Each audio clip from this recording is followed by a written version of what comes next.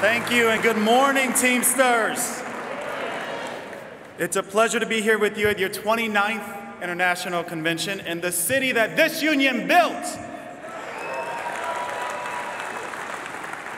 I want to first thank General President Hoffa for this invitation to join you. And as he mentioned, one of my jobs is working at a place called the Roosevelt Institute. And the Roosevelt Institute seeks to advance the values and the legacy of Franklin and Eleanor Roosevelt into the 21st century. We are very, very grateful for the amazing support of the International Brotherhood of Teamsters. So thank you from all of us at the Roosevelt Institute. A little about me. So some of you maybe have seen me as a pundit talking politics on MSNBC. That's right, I'm one of those political hacks who talks a lot of mess on cable news, but you should know I'm your political hack because I represent the rights of workers and the fight for the labor movement and the soul of this democracy.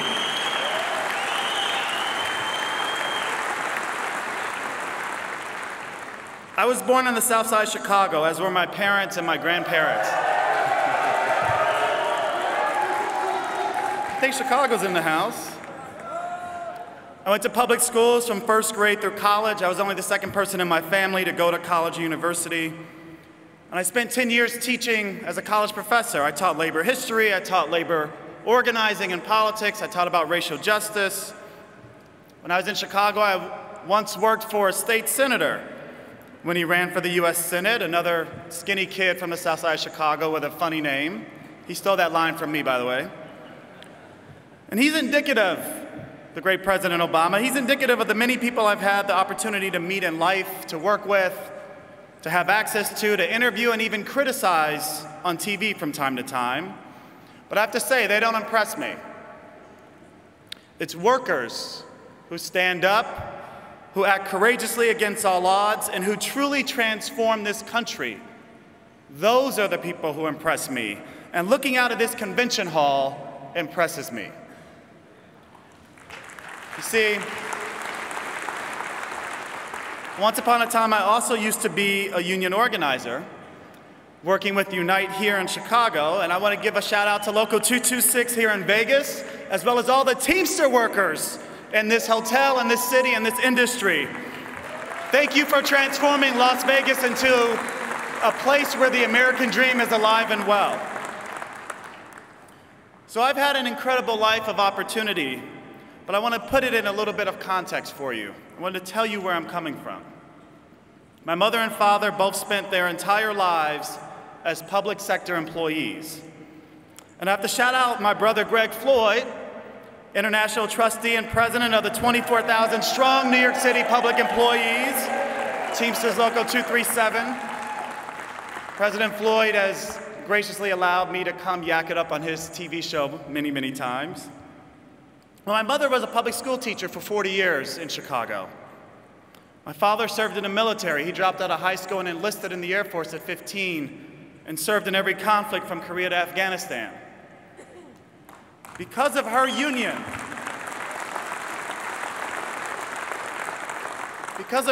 my mother, as a single parent, was able to provide a decent middle-class life for my brother and me through the Chicago Teachers Union.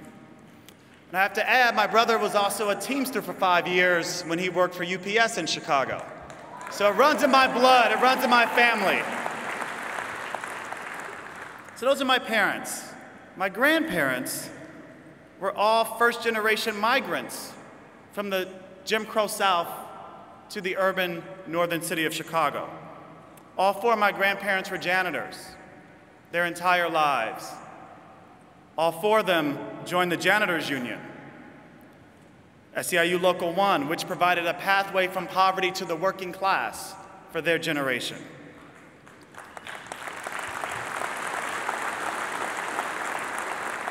And let me say that a job for them, when they first started working, their jobs didn't have the associated benefits that they had when they retired.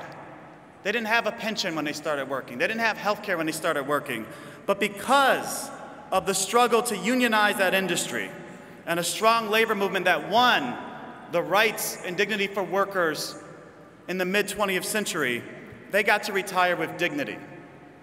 And like the Teamsters did very early on, my grandparents' union did not let race divide workers. Their union, like this great union, said black and white unite and fight. Blacks and women should get paid equal pay for the same work. Long before it was the law of the land, it was in the union contract. So those are my grandparents, janitors, first generation born in the North. Their parents, my great-grandparents, were all sharecroppers and domestic workers in the Jim Crow South. They tried to escape the oppressive Jim Crow regime, where they weren't citizens, where they existed in a constant state of terror. Their parents, my great-grandparents, great-great-grandparents, they were the first generation born into freedom after the Civil War. They still, unfortunately, had the same jobs they had under slavery: agriculture and domestic work. And last but not least, my great-great-great-grandparents were slaves. They had no rights, not at the workplace, not as citizens, not in the democracy. Now, I say all of this family history from slavery to the present because it's important for you to know about me that it was my parents' who were the first generation to have access to the American dream. Through their parents' union and through the public sector, and especially my mother's union.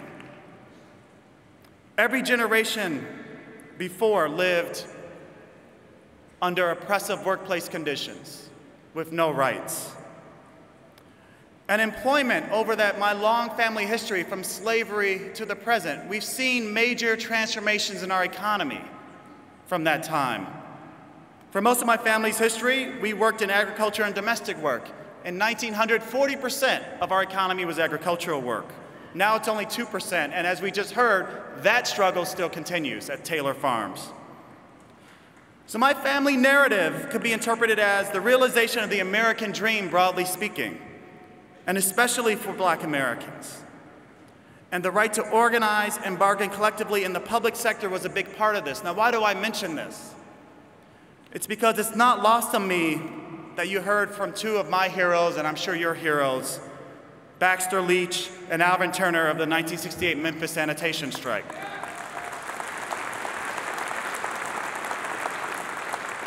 And as you know, those brave men doing some of the most dangerous work in America went on strike long before they had the rights to do so.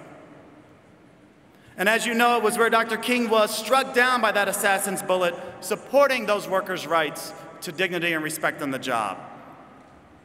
And you already know that the waste industry is still, today, some of the most dangerous and low-paid work in this country, and it's unacceptable. Refuse and recyclable material collectors, that occupation's number 5 out of all occupations in the country with the highest level of fatalities on the job. If you go to work in the morning, there should be no doubt you will come home alive to your loved ones. This is unacceptable in America in the 21st century. Now, this union already represents about 30,000 workers in the solid waste industry, and I am pleased to hear that you've committed to organize the entire industry, especially where I live now in New York City. So I want to give it up to Ron Collins for continuing the fight in Memphis and for the many organizers and courageous workers who are organizing around the country to transform the solid waste industry.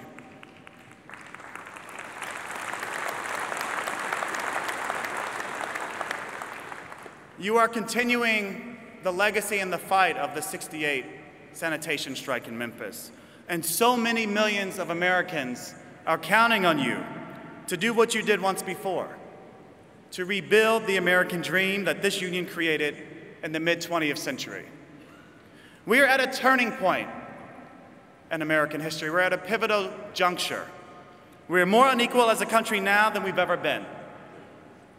We know that the 1% is doing just fine. They always have been, and we've been here before. Every time our economy changes dramatically, we have crises of inequality. And workers always bear the brunt of the pain and the suffering. A little over 100 years ago, we transitioned from agriculture to an industrial economy. And the response was workers rising up and organizing to transform the low-wage and dangerous industrial economy into a middle-class economy that secured the American dream. This union made the commitment to organize transportation and warehouse and port workers from coast to coast. This union helped to birth the New Deal in partnership with Franklin Roosevelt. This union helped to birth the Wagner Act, which gave the rights of workers to bargain collectively for the first time ever in American history in 1935. This union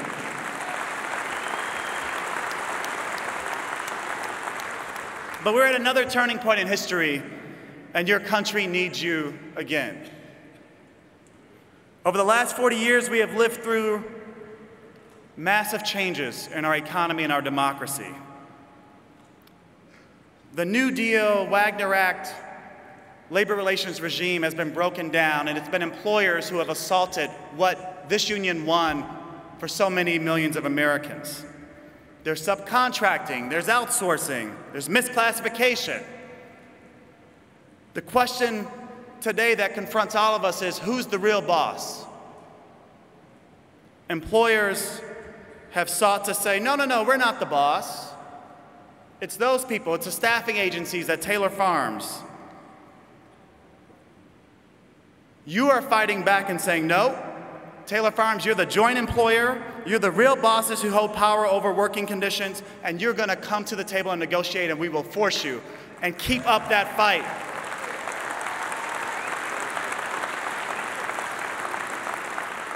I'm proud of the work you're doing, not only at Taylor Farms, but especially with Silicon Valley Rising, to organize the workers who do the vital jobs in the tech industry, but are left invisible. A shout out to Rome Alois, coordinating the Teamsters work with Silicon Valley Rising to organize the thousands of drivers and the other invisible workers, mostly workers of color and immigrants who truly make the tech economy work. The tech economy would not work without those workers. They're going to become Teamsters, and this is your work ahead for the next 100 years. Employers and bosses have always tried to divide us. They've always tried to divide workers. Now they claim they aren't the real boss. You know firsthand, that's what FedEx says. UPS workers who do the exact same work get to be workers, but FedEx employees are independent contractors. It's bullshit. Let's not fall for the okie doke, right? It's time to call bullshit on the 21st century ways in which employers try to divide us and prevent workers from exercising power.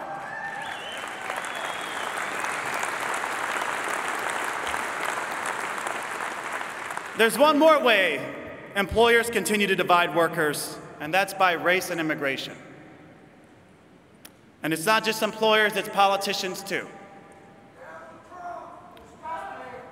I'm not going to say any names. You know what I'm talking about. The Teamsters union, this union, was one of the very first unions to refuse to be divided by discrimination. This union early on said blacks and immigrants are full members.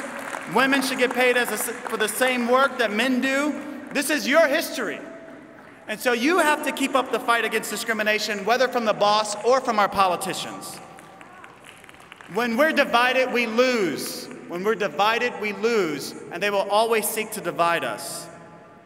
Your own history teaches us this. The Teamsters helped fund and were present at the 1963 March on Washington. In 1965, the International Brotherhood of Teamsters gave $25,000 to Dr. King's Southern Christian Leadership Conference, which was the largest contribution to any social justice movement at that time.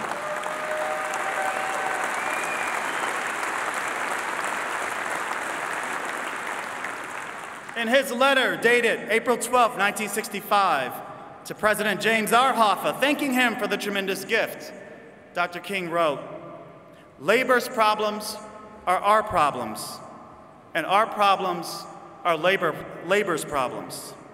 You may be sure that we will be at your side in the great struggle to eliminate unemployment, poverty, and meeting the challenges of automation. I am sure," he wrote, "America will be a greater nation because of your sacrifices to the nonviolent movement." April 12, 1965. And the struggle continues, brothers and sisters. As Dr. King and the Memphis Strikers knew, the fight for worker justice and the fight for racial justice are inevitably linked in this country. All of our faiths are linked. We either all rise together or we will definitely fall together. And in a rapidly changing country, we are already and we will be the most diverse democratic nation in the world. We must no longer be divided. As the old Union principle goes, an injury to one is an injury to all. That's what solidarity is, brothers and sisters.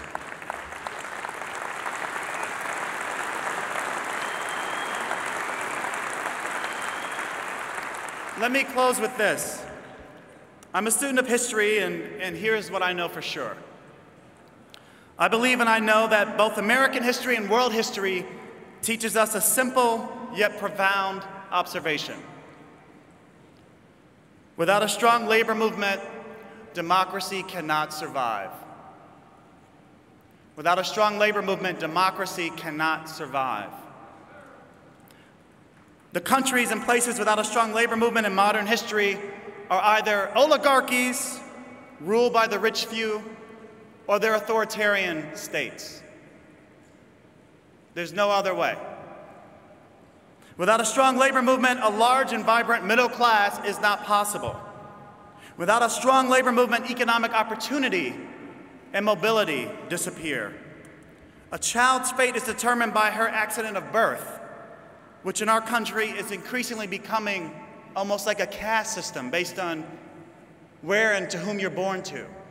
That's wrong, brothers and sisters. We need a strong labor movement, and we need this union to lead this labor movement if we have any hope for transforming our democracy and advancing social justice in this country and in this world. People say the Teamsters were once the strongest union in America. I believe you are still the strongest union in America.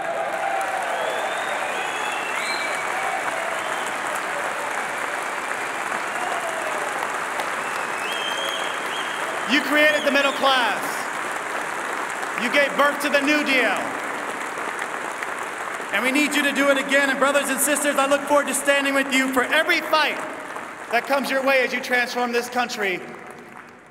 You now bear the burden of transforming our country, of rebuilding this labor movement. I stand with you. Solidarity forever, brothers and sisters. Thank you for having me.